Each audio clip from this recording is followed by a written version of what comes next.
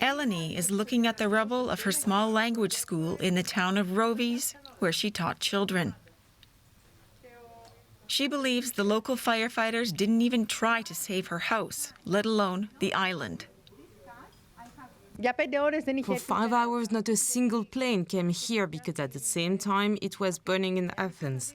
If only 2 planes had thrown water on us, all this would not have happened. The claims assessor, however, has turned up quickly, taking pictures of the catastrophe.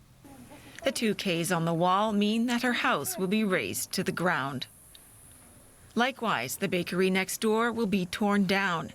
Nothing was saved except for, miraculously, the last batch of bread which had come from the oven.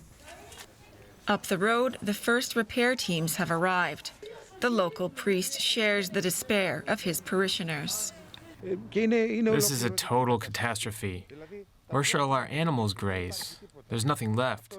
People who are living off the forest, who make ricino wine from the resin of pine trees or honey, they're destroyed.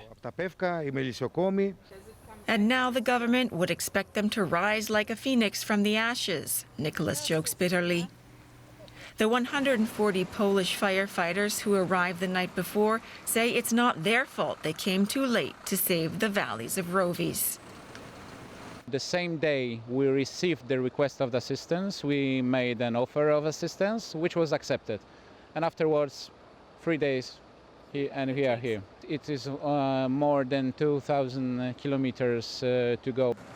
Now his colleagues are patrolling the burnt-out forests of Evia to check for fresh outbreaks of the fires.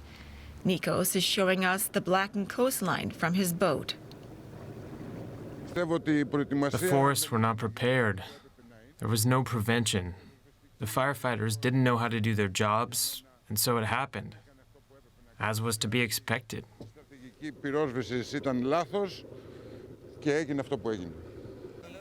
Nikos too believes that this was a preventable disaster.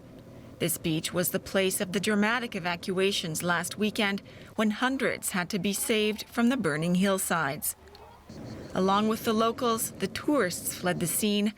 Only these hardy Israelis were not deterred.